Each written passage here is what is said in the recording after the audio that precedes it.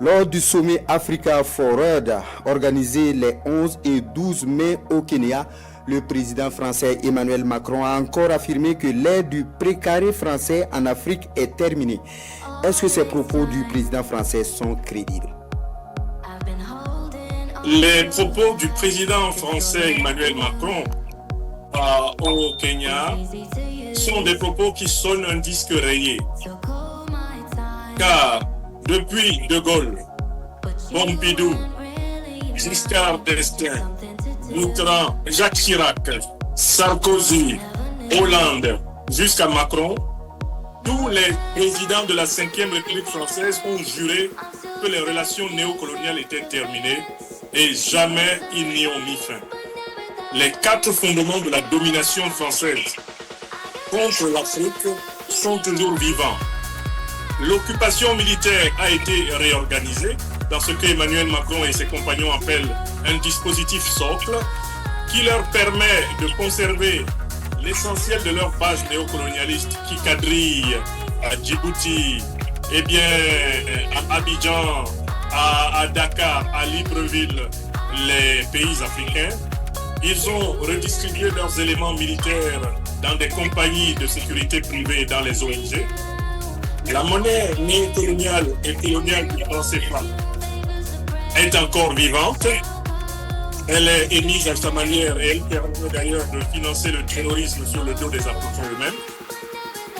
La France continue de s'ingérer dans le choix des dirigeants africains comme elle le faisait d'ailleurs depuis la période précédant les indépendances formelles. Et enfin, Emmanuel Macron essaye d'imposer l'agenda de domination culturelle de la francophonie, ce qu'a fait chacun de ses prédécesseurs avant lui.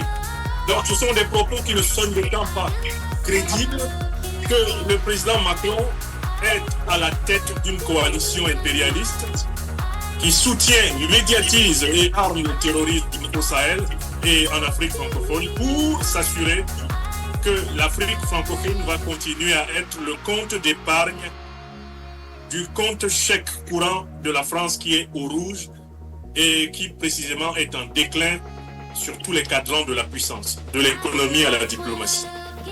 Professeur, le choix de Nairobi pour abriter ce sommet est-il le signe de la perte de l'influence française en Afrique francophone? C'est évident. Emmanuel Macron a été chassé d'Afrique francophone.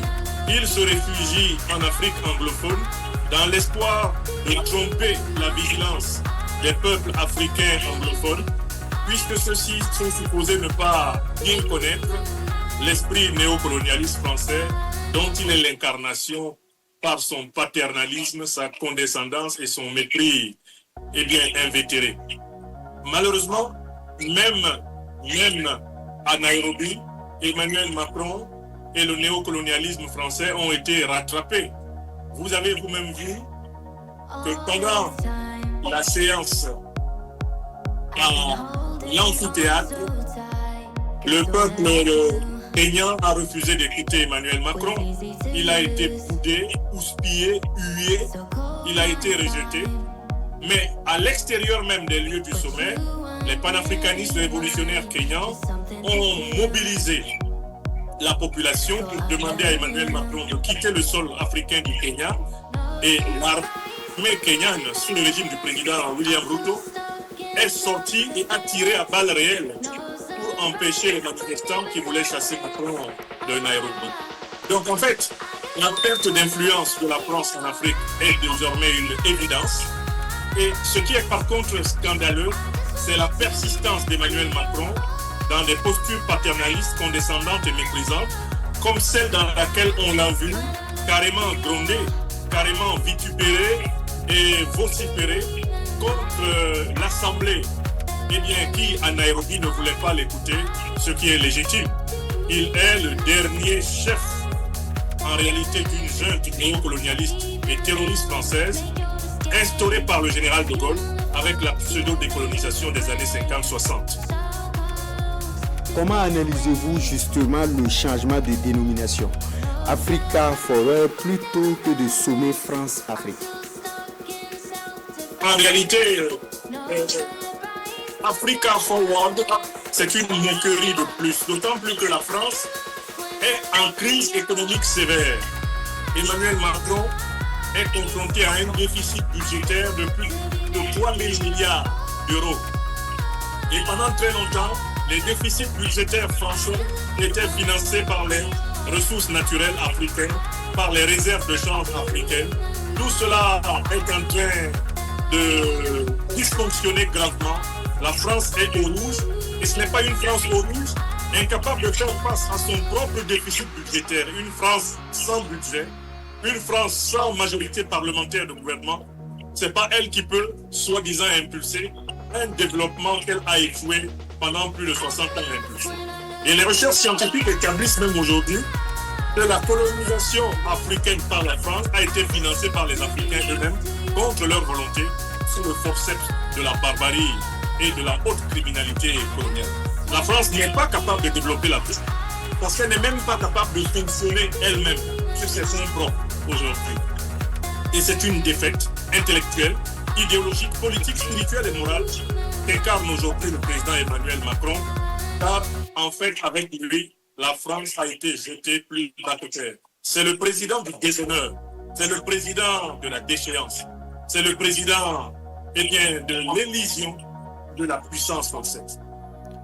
Professeur, au final, quel bilan dressez-vous de ce sommet de Nairobi? Un bilan très négatif. C'est un sommet qui médiatiquement a été raté parce que le président Macron n'a pas coupé l'occasion de reproduire ses mauvais réflexes paternalistes, néocolonialistes et méprisants envers le peuple kényan. Donc c'est raté. Il est raté sur le plan populaire car le peuple kényan a, à l'intérieur de l'hémicycle du colloque et à l'extérieur, vomi Macron. Il est aussi raté parce que Emmanuel Macron a voulu se moquer de l'Afrique de l'Ouest. Il a même voulu se moquer du Mali, où ces hommes de la coalition impériale terroriste du JNIM, du FLA, ont pris le pouvoir, s'emparer du pouvoir le 25 avril. Et même cela s'est retourné contre lui, car son rôle de chef de la junte néocolonialiste et terroriste française est désormais incontestable, puisque même les médias français, je cite ici, Radio-Télé Luxembourg, reconnaissent désormais que la France est en réalité la principale parraine des groupes terroristes qui déstabilisent l'Afrique dite francophone aujourd'hui. Merci à vous, professeur, pour cet entretien dans le 20h de la télévision du Burkina, entretien relatif au sommet Afrique Forward organisé au Kenya.